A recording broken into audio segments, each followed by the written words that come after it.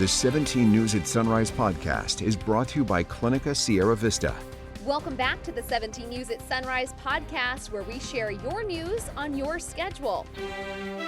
Working in the spirit of the Golden Empire, this is 17 News at Sunrise.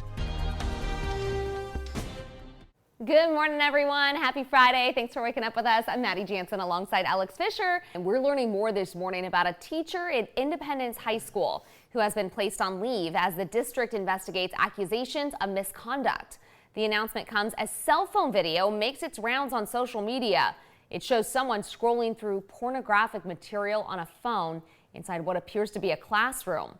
Police say the teacher is accused of watching lewd material and engaging in lewd acts while students were present. An arrest has not been made at this time, and the Kern High School District is not naming the teacher involved. They released a statement saying, in part, "We take allegations of this nature very seriously, and an investigation into this matter will be conducted." A driver is dead this morning following a crash involving a garbage truck that shut down Union Avenue in Bakersfield for several hours. It happened just after 10 a.m. yesterday near East California Avenue. Police say the driver of a blue pickup truck was speeding when it crashed into that garbage truck at the intersection. The impact of the crash was so severe, it caused the garbage truck to overturn and hit two other cars. Police say the driver of that pickup died. The other drivers were not hurt. Police say the driver of the truck ran a red light and was possibly under the influence. 17 Court Watch this morning. A man has pleaded no contest to voluntary manslaughter in the shooting death of a man he says was, quote, asking for it. The shooting happened 2 years ago at a home in Lake Isabella.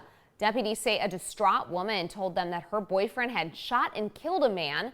That victim was later identified as Timothy Chance Alston. On the day of the shooting, Juan Acevedo told detectives that Alston had repeatedly disrespected him by challenging him to a fight and refusing to leave. Acevedo faces 32 years in prison as part of a plea deal. Making headlines around the nation this morning, and House Republicans return to work later today as candidates for the chamber's speaker look to secure votes. All of this comes 3 days after the House historically ousted Bakersfield Congressman Kevin McCarthy from the role. But while the GOP focuses on finding a new House leader, the Biden administration is facing pushback for its latest action on immigration. NBC's Bree Jackson is in Washington this morning with the very latest. As migrants continue to pour across the southern border, in an unexpected move, the Biden administration announced it's waiving 26 federal laws in order to build more border wall in South Texas. The president insists his administration is required by law to spend money Congress allocated during the Trump administration. I tried to get them to reappropriate, to redirect that money. They didn't, they wouldn't. And in the meantime, there's nothing under the law other than they have to use the money for what it was appropriate. Some Democrats blasted the decision after the president repeatedly slammed the wall during his 2020 campaign. It looks like this is a promise broken. There's no easy way to describe this other than a flip-flop from President Biden. Administration officials are playing defense. There is no new administration policy with respect to the border wall. Allow me to repeat that. There is no new administration policy with respect to the border wall. This comes the same day the White House released this memo touting its efforts to help Americans amid chaos on Capitol Hill, pointing to Republican infighting and Tuesday's historic ousting of former Speaker Kevin McCarthy. Jim Jordan, who's running for the speakership, says the party needs a leader who can bring them together. If we can't come together as a team, how are we going to get done for the American people what they sent us here to do? In an effort to unite the GOP, former President Trump says he's been asked to speak with Republicans on Capitol Hill next week. A Republican lawmaker says that former President Trump is considering a visit to Capitol Hill ahead of the vote for House Speaker next week. If he does come, it would be his first appearance at the U.S. Capitol since the January 6th riot over 2 years ago. In Washington, Bree Jackson, NBC News.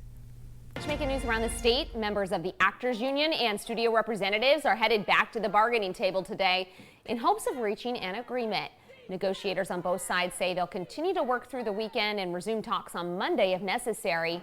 Two of the key issues at stake are SAG-AFTRA's proposal of revenue sharing for streaming royalties and licensing of performers' likeness created with AI technology. The SAG-AFTRA strike began 3 months ago.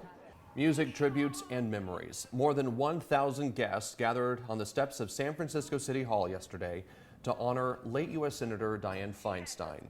Those who spoke remembered her as a trailblazer who dedicated her life to public service. She showed us a world where women lead, where we lift each other up so that girls like me could follow in her footsteps. Dianne, the women of America have come a long way. Our country has come a long way. And you helped move the ball forward, and our nation salutes you, Dianne. Several people who knew her shared various remarks about how she both commanded and gave respect.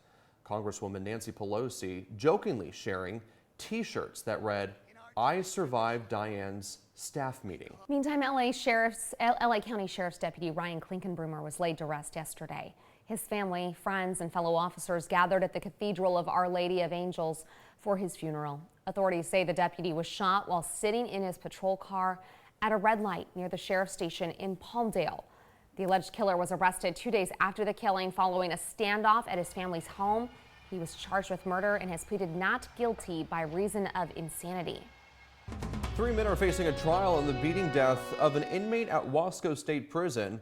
Benjamin Colmian, Joshua Mitchell, and Tyler Douglas are all charged with murder and assault by a prisoner with force, likely to result in great bodily injury in the death of Michael Iverson.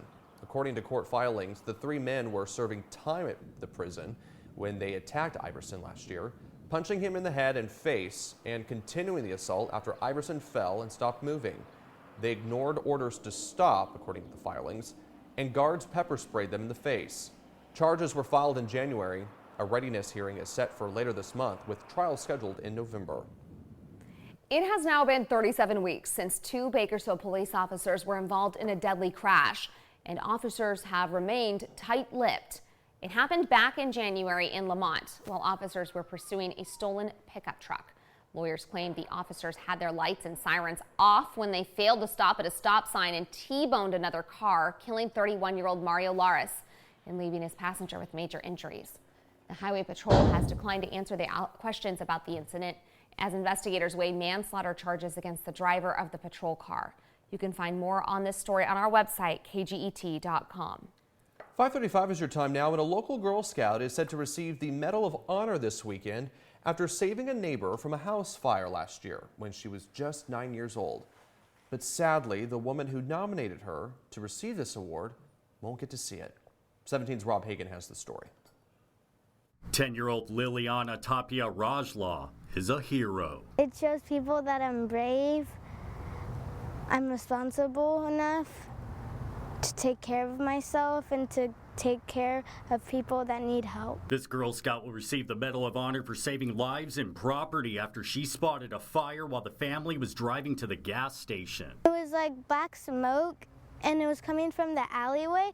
So, and then we saw it, and then there was a trash can on fire. The fire in the alley near the intersection of Parkway and Elm Street quickly spread to the fence, the trees, and multiple homes. The calm and collected 9-year-old Lily told Dad to move the car to safety and call 911. Those simple steps led to the evacuation of 3 households, including 5 people, 4 dogs, and 3 cats, all saved from certain doom. The dogs were safe. That main house was okay, but the backyard, and they had like a garage that was sort of in that little house or apartment, and that got burned down. You could still see the signs of destruction from the fire that exploded in this alleyway in August 2022. And finally, after more than a year of waiting, Lily will receive the highest honor a Girl Scout can get here at Deer Peak Park, in a ceremony her Scout leader will never get to see. Deneen Gerard Larson nominated Lily for the Medal of Honor.